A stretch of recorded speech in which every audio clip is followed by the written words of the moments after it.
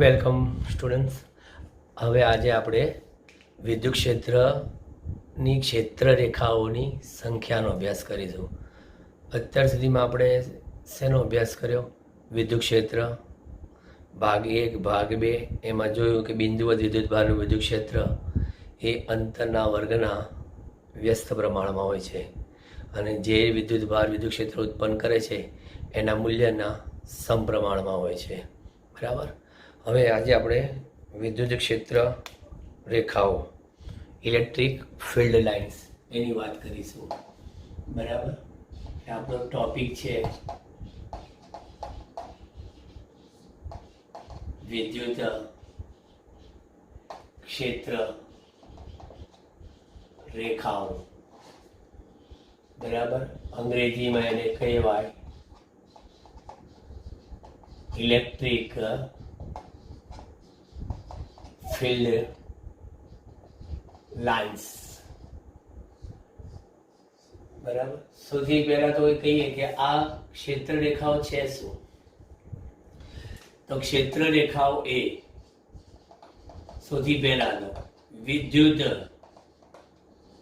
ક્ષેત્રનું એક જાતનું ચિત્રાત્મક નિરૂપણ છે. વિદ્યુત ક્ષેત્રનું ચિત્રાત્મક નિરૂપણ. બરાબર. હવે આ શું ચિત્રાત્મક નિરૂપણ? એટલે એક કાલ્પનિક વસ્તુ છે, કારણ કે ક્ષેત્ર રેખાઓ એ કાલ્પનિક છે, પણ વિદ્યુત ક્ષેત્ર એ કેવું છે? તો કે વિદ્યુત ક્ષેત્ર એ વાસ્તવિક છે. ક્ષેત્ર રેખાઓ એ કાલ્પનિક, પણ વિદ્યુત ક્ષેત્ર એ વાસ્તવિક છે. આ ક્ષેત્ર રેખાઓ દોરવી કેવી રીતે? કે મારી પાસે ધારો કે આવો એક પ્લસ વિદ્યુત ભાર છે. બરાબર. હવે પ્લસ વિદ્યુત ભારનું વિદ્યુત ક્ષેત્ર આ તરફ હોય. બરાબર. પછી તમે કહો છો આ તરફ હોય, પછી કહેશો આ તરફ હોય, અહીંયા આ તરફ હોય. બરાબર. એમ ત્રિપરિમાણમાં દરેક દિશામાં. તો હવે અહીંયા આગળ આ જે પણ એકમ એવો ધન વીજભાર તમે મૂકેલો, બરાબર, એ બધાના વિદ્યુત ક્ષેત્રના સદિશો આ બાજુ ગયા. પછી ધારો કે એ વિદ્યુત ક્ષેત્રના આ બિંદુએ મૂકો. બરાબર. તો એ આ દિશામાં જાય. બરાબર. ધારો કે અહીં મૂકો તો અહીંથી એ આ દિશામાં જાય. માની લો કે મેં અહીંયા આગળ એક ઋણ વિદ્યુત ભાર મૂક્યો હશે અને અહીંયા આગળ રાખો તો કે આ ધન વિદ્યુત ભારથી ઉદ્ભવતું પણ અહીંયા આની તરફ દાખલ થતું. એટલે મેં શું બતાવ્યા? જુદા જુદા વિદ્યુત ક્ષેત્રના સદિશો મેં દર્શાવ્યા. દરેકે દરેક સદિશોના પૂછ જે છે એ પૂછમાંથી, દરેકે દરેક સદિશોના પૂછમાંથી આવો એક શું દોર્યો તમે? આવો એક કાલ્પનિક વક્ર દોરવામાં આવે. બરાબર. આપેલા વિદ્યુત ભારથી ઉદ્ભવતા એવા વિદ્યુત ક્ષેત્રમાં જુદા જુદા બિંદુઓએ તમારે વિદ્યુત ક્ષેત્રની તીવ્રતા દર્શાવતા સદિશો બતાવવા પડે. આ દરેકે દરેક સદિશોના પૂછમાંથી પસાર થતો એક કાલ્પનિક એવો વક્ર તૈયાર થાય. એ વક્રને આપણે ક્ષેત્ર રેખા તરીકે ઓળખવામાં આવે છે. હવે આ તમે વાત કરી. હવે આ ક્ષેત્ર રેખાની લાક્ષણિકતા શું છે? કેરેક્ટરિસ્ટિક્સ. લાક્ષણિકતાઓ તમને એક પછી એક બતાવતો જાઉં. દોરતા તો આપણે આવડી ગયું. બરાબર. તો લાક્ષણિકતા નંબર 1 કે આ ક્ષેત્ર રેખા એ ધન વિદ્યુત ભાર માંથી ઉદ્ભવતી, બરાબર, અને ઋણ વિદ્યુત ભારમાં અંત પામતી હોય. જો એકલો અટુલો ધન વિદ્યુત ભાર હોય તો એ ઉદ્ભવીને અનંત અંતર સુધી જાય, અને એકલો અટુલો ઋણ વિદ્યુત ભાર હોય તો એ અનંત અંતરેથી આવીને ઋણ વિદ્યુત ભારમાં અંત પામતી હોય. પછી બીજી એક ખાસિયત ખાસ યાદ રાખો કે સ્થિર વિદ્યુત ભાર સ્થિર વિદ્યુતભાર એવા તંત્રની ક્ષેત્ર રેખાઓ કદાપી બંધ ગાળો રચે નહીં. પણ ફ્યુચરમાં તમે જોજો કે ચુંબકીય ક્ષેત્ર રેખાઓ બંધ ગાળો રચશે. આ તો ધનમાંથી ઉદ્ભવે અને ઋણમાં અંત જ પામી જાય. જ્યારે તમે ચુંબકીય ક્ષેત્ર રેખાઓ જોશો તો ચુંબકીય ક્ષેત્ર રેખાઓ કેવી હશે? તો કે ચુંબકીય ક્ષેત્ર રેખાઓ ઉત્તર ધ્રુવમાંથી ઉદ્ભવશે, દક્ષિણ ધ્રુવમાં જશે અને દક્ષિણ ધ્રુવમાંથી ફરી પાછી ઉત્તર ધ્રુવમાં દાખલ થશે. ટૂંકમાં ચુંબકીય ક્ષેત્ર રેખાઓ બંધ ગાળો રચે પણ વિદ્યુત ક્ષેત્ર રેખાઓ કદાપી બંધ ગાળો રચે નહીં. પણ કહેવામાં સ્થિર વિદ્યુતભાર તંત્રની ક્ષેત્ર રેખાઓ બંધ ગાળો કદાપી રચે નહીં. પછી ત્રીજી વાત કે જો ગીચોગીચ ક્ષેત્ર રેખાઓ હોય, ગીચોગીચ ક્ષેત્ર રેખાઓ વધુ વિદ્યુત ક્ષેત્રનું મૂલ્ય અને છૂટી ક્ષેત્ર રેખાઓ ઓછા એવા વિદ્યુત ક્ષેત્રનું મૂલ્ય સૂચવે છે. બરાબર? ગીચોગીચ હોય તો વધુ વિદ્યુત ક્ષેત્ર અને છૂટી હોય તો ઓછા વિદ્યુત ક્ષેત્રનું મૂલ્ય આપણને સૂચવે છે. પછી ખાસ એ વસ્તુ યાદ રાખો કે બે ક્ષેત્ર રેખાઓ એક બીજીને કદાપી છેદી શકે જ નહીં. બે ક્ષેત્ર રેખાઓ એકબીજીને કદાપી છેદી શકે જ નહીં. કારણ કે તમે જો બે ક્ષેત્ર રેખાઓ સપોઝ એકબીજીને આ રીતે છેદે છે, ધારો કે બે ક્ષેત્ર રેખાઓ એકબીજીને છેદે છે, કયા? આ બિંદુ આગળ. તો હવે તમને ખબર છે કે ક્ષેત્ર રેખાના કોઈ પણ બિંદુએ દોરેલો સ્પર્શક શું હોય? વિદ્યુત ક્ષેત્રનું મૂલ્ય સૂચવે. આ ક્ષેત્ર રેખામાં સ્પર્શક તો કે આ વિદ્યુત ક્ષેત્રનું મૂલ્ય સૂચવે. હવે એક જ બિંદુ ધારો કે આ પી, બરાબર? તો અહીંયા આગળ વિદ્યુત ક્ષેત્ર ઈપી, તો કે અહીંયા આગળ પણ વિદ્યુત ક્ષેત્ર ઈપી. હવે બંને આગળ વિદ્યુત ક્ષેત્ર ઈપી, ક્વેશ્ચન માર્ક આશ્ચર્ય ચિહ્ન ક્વેશ્ચન માર્ક. એક જ બિંદુએ વિદ્યુત ક્ષેત્રના બે મૂલ્ય હોય? કદાપી ના હોય. એટલે બે ક્ષેત્ર રેખાઓ એકબીજીને કદાપી છેદી શકે જ નહીં. જોયું? આટલી બધી ભીડભાડ ગીચોગીચ છે હોય ત્યાં પણ એકબીજીને છેદે નહીં. બરાબર? એટલે આ ક્ષેત્ર રેખા પાસેથી કેવું છે, એક સમજવા જેવી વસ્તુ છે કે આટલી બધી ભીડભાડમાં રહે છે છતાં પણ એકબીજીને છેદતી નથી. અહિંસા પરમો ધર્મ ક્ષેત્ર રેખાનો. બરાબર? પછી હવે વિદ્યુત ક્ષેત્ર રેખાઓ જે છે એ મૂલ્ય મારે જાણવું હોય તો મૂલ્ય કેવી રીતે જાણી શકીએ? તો વિદ્યુત ક્ષેત્ર રેખાઓનું જે મૂલ્ય જે છે એ મૂલ્ય પરથી વિદ્યુત ક્ષેત્રનું મૂલ્ય પણ મળી શકશે આપણને. બરાબર? કારણ કે કોઈ પણ બિંદુ આગળ એક વિચારી લો, એકમ ક્ષેત્રફળ ધરાવતું એક સમતલ. કોઈ પણ બિંદુ આગળ એકમ ક્ષેત્રફળ ધરાવતું સમતલ વિચારી લો અને આ સમતલમાંથી લંબરૂપે પસાર થતી ક્ષેત્ર રેખાઓની સંખ્યા ગણી નાખો. તો એકમ ક્ષેત્રફળ ધરાવતા સમતલમાંથી લંબરૂપે પસાર થતી ક્ષેત્ર રેખાઓની સંખ્યા એ આપેલા બિંદુએ વિદ્યુત ક્ષેત્રનું શું આપે છે? મૂલ્ય આપે છે. એ વિદ્યુત ક્ષેત્રનું મૂલ્ય જાણવું હોય તો ક્ષેત્ર રેખાઓની સંખ્યા આપેલા સમતલમાંથી લંબરૂપે કેટલી પસાર થાય છે એની પરથી પણ માહિતી મેળવી શકાય. હવે હું તમને એક આકૃતિ દોરીને બતાવું. જે આકૃતિમાં શું છે કે જુદી જુદી ક્ષેત્ર રેખાઓ વિદ્યુત ભારના લીધે કેવી રીતે મળે છે એ આપણે દોરીને બતાવીએ. જે અમે સમજાયું ને, બરાબર, એ હવે ચિત્રાત્મક રીતે વસ્તુ સમજીએ છીએ આપણે.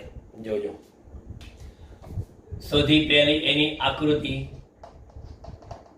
બરાબર, કોની? માત્ર બિંદુવત એવો ધન વિદ્યુત ભાર લઈ લો. ખાલી બિંદુવત એવો ધન વિદ્યુત ભાર. હવે બિંદુવત એવો ધન વિદ્યુત ભાર, આ એની ક્ષેત્ર રેખા દોરી, આ એની ક્ષેત્ર રેખા, આ એની ક્ષેત્ર રેખા. જો હવે પેલા સદીશો બતાવવા નથી, ક્ષેત્ર રેખા બતાવીએ છે. બરાબર, ત્રિજ્યાવર્તી દિશામાં, અને એમાંથી આ રીતના ઉદ્ભવતી હોય. ઓનલી પોઝિટિવની મેં વાત કરી લીધી. બરાબર. હવે એવી જ રીતે કોઈ પૂછે કે બિંદુવત એવા, કોણ? બિંદુવત એવા ઋણ વિદ્યુત ભાર, એની ક્ષેત્રરેખા કેવી? તો અહીંયા આગળ બતાવી દીધો ઋણ વિદ્યુત ભાર. બરાબર, અહીંથી અનંતથી આવી. બરાબર, બધી ક્ષેત્રરેખાઓ જે હું દોરીશ એ ક્યાં આવશે? બધી ઋણ તરફ અંત પામતી. બરાબર, ઋણ તરફ અંત પામતી. જોજો. બરાબર, હવે આ મેં બતાવી દીધી ઓનલી પોઝિટિવ નેગેટિવ. હવે કંઈક ડાયપોલની બતાવો. ડાયપોલ જે ભવિષ્યમાં ભણવાના છે. ડાયપોલ એટલે કે બે સમાન મૂલ્યના પણ વિજાતીય વિદ્યુત ભારો એકબીજાથી પરિમિત અંતરે મૂકવામાં આવે તો બનતી રચના વિદ્યુત ડાયપોલ કહેવાય. એટલે પ્લસ અને માઇનસ, આ પ્લસમાંથી ઉદ્ભવતી ક્ષેત્ર રેખાઓ આમ અને અહીં ક્યાં દાખલ થઈ? ઋણમાં. પ્લસમાંથી ઉદ્ભવતી ક્ષેત્ર રેખાઓ ઋણમાં. બરાબર, પ્લસમાંથી ઉદ્ભવતી ઋણમાં. બરાબર, આ પ્લસમાંથી ઉદ્ભવતી ઋણમાં. એવી રીતે અહીંથી આ પણ, એ રીતે આ બધી ક્ષેત્ર રેખાઓ ધનમાંથી ઉદ્ભવે છે અને ઋણમાં દાખલ થાય છે. બરાબર, નજીક નજીક છે એટલે સીધું શું છે? આપણને સળંગ આવો વક્ર મળે છે. પણ બાકી દાખલો કે બે વિદ્યુત ભારમાં વચ્ચે જો વિદ્યુત ભાર વિહીન વિસ્તાર આવે તો પણ ક્ષેત્ર રેખાઓ એ સળંગ વક્ર તરીકે જ લઈએ છીએ આપણે. બરાબર, આ અહીંથી આ આમ જશે, આ અહીંથી આમ જશે. બરાબર, જો ક્યાંય બંધગાળો નથી થતો. બરાબર, અહીંથી આમ આમ. બરાબર, આકૃતિ ક્લિયર થઈ ગઈ હશે હું માનું છું ત્યાં સુધી. બરાબર, આ રીતના થયું. અને આ બધી ઋણમાં દાખલ થતી. આ ડાયપોલની થઈ ગઈ. બરાબર, એકલો અટુલો પોઝિટિવ, એકલો અટુલો નેગેટિવ, પોઝિટિવ નેગેટિવ. પરંતુ હવે આ એક વિશેષ કિસ્સો. બરાબર, કે મારી પાસે આ એક પ્લસ વિદ્યુત ભાર છે. બરાબર, બાજુમાં બીજો પ્લસ જ મૂકી દીધો. ઓ, પ્લસની બાજુમાં પ્લસ. બરાબર, તો આ તો સમજ્યા કે અહીંથી આ ઉદ્ભવતું એ તો જશે. આ પણ ઉદ્ભવતું. બરાબર, આ બધી ક્ષેત્ર રેખાઓ થઈ ગઈ આમ. બરાબર, હવે અહીંથી આ આમ, અહીંથી આ આમ. અપાકર્ષવાની. બરાબર, આમ ભેગી નહીં થાય. આમ અહીંયા પણ ભેગી નહીં થાય. જોઈ લો, આકૃતિ જોઈ લો તમારી. બરાબર, બધાના તીર બતાવી દઉં છું. આ બધી ધન છે એટલે ઉદ્ભવતી. સેમ આવી જ આકૃતિ કોની આવશે? બે ઋણ માટેની. એટલે કોમ્પિટિટિવ લેવલે ક્ષેત્ર રેખાના કોન્સેપ્ટ ઉપર કોઈ એમસીક્યુ હોય તો આકૃતિ બરાબર ધ્યાન આપો કે જુદા જુદા વિદ્યુત ભારની ગોઠવણીના કારણે આપણને જે ક્ષેત્ર રેખાઓ મળે છે એ ક્ષેત્ર રેખાઓ કેવી રીતે રજૂ કરેલી છે એ ખાસ જોઈ લો. તમે બરાબર સમજવાની કોશિશ કરો. હવે અહીંયા આગળ જે સમજાવું છું એ ખાસ જોજો કે ક્ષેત્ર રેખા પરથી મને વિદ્યુત ક્ષેત્રનું મૂલ્ય કેવી રીતે મળે છે એ વસ્તુ કહું તમને.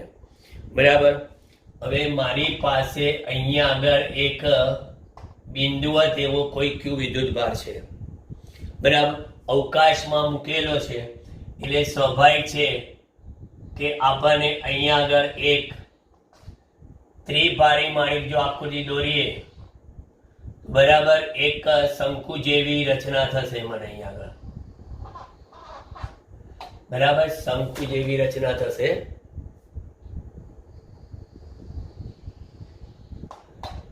આકૃતિમાં બરાબર ધ્યાન આપજો.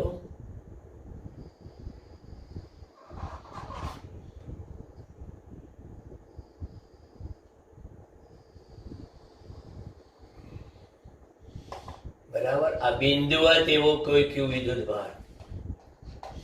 બરાબર, હવે એમાં ક્ષેત્રરેખાઓ બધી ઉદ્ભવતી, કારણ કે આ પોઝિટિવ છે. અહીંયા આગળ મેં એક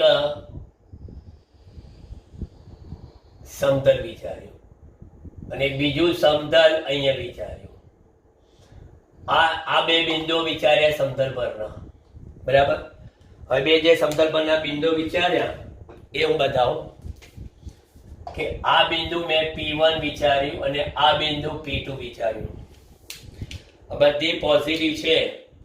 બરાબર, એટલે આ બધી ક્ષેત્ર રેખાઓ ત્રિપરિમાણમાં ત્રિજ્યાવર્તી દિશામાં આ રીતના ઉદ્ભવતી દર્શાવેલી છે. બરાબર, આ રીતે ઉદ્ભવતી.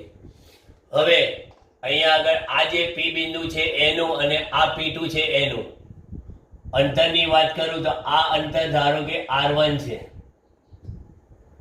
અને એવી રીતે આ અંતર હું કેટલું વિચારું છું તો કે R2 છે. બરાબર, આ જે સમતલ છે એનું ક્ષેત્રફળ હું વિચારું ડેલ્ટા S1 અને આ સમતલ છે એનું ક્ષેત્રફળ વિચારું ડેલ્ટા S2. બરાબર, 11મા ધોરણમાં તમે વિચાર કર્યો છો કે ત્રિપરિમાણમાં આ જે ઘનકોણ રચાય છે, આ ઘનકોણ, બરાબર, તો આ જે ઘનકોણ રચાયો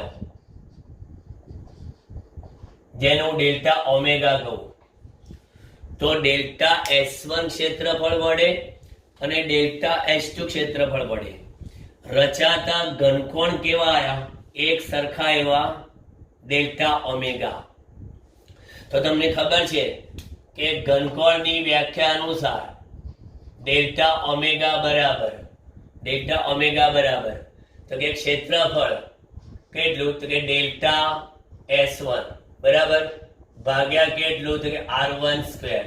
એ જ રીતે ક્ષેત્રફળ ડેલ્ટા S2 ભાગ્યા કેટલા R2 સ્ક્વેર. ક્ષેત્રફળ ભાગ્યા ત્રિજ્યાનો વર્ગ એટલે ઘનકોણ. એટલે હું એમ કહી શકું અહીંયા કે ડેલ્ટા S1 બરાબર કેટલા delta omega R1 square and delta S2 કેટલા ડેલ્ટા ઓમેગા R2 સ્ક્વેર. હવે તમારે આકૃતિમાં હું કહું મને તમારે જવાબ આપવાનો છે. બરાબર, તમે આકૃતિમાં ધ્યાન આપો.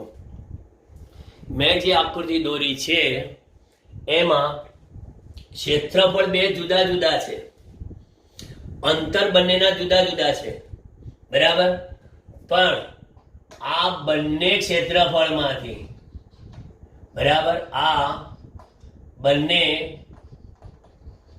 ક્ષેત્રફળ એટલે કે ક્ષેત્રફળ ખંડો માંથી પસાર થતી એવી ક્ષેત્ર રેખાઓની સંખ્યા કેવી છે? સમાન એવી. ધારો કે n છે, ધ્યાન રાખજો, મેં ધારી છે.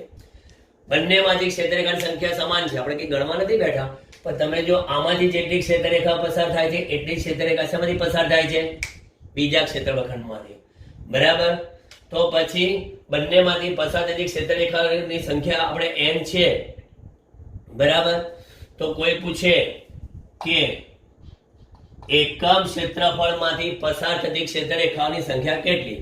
અહીંયા આગળ આપણે કહીએ ડેલ્ટા ઓમેગા R1 સ્ક્વેર માંથી પસાર થતી ક્ષેત્રરેખાની સંખ્યા n, ડેલ્ટા ઓમેગા R2 માંથી પસાર થતી ક્ષેત્રરેખાની સંખ્યા n.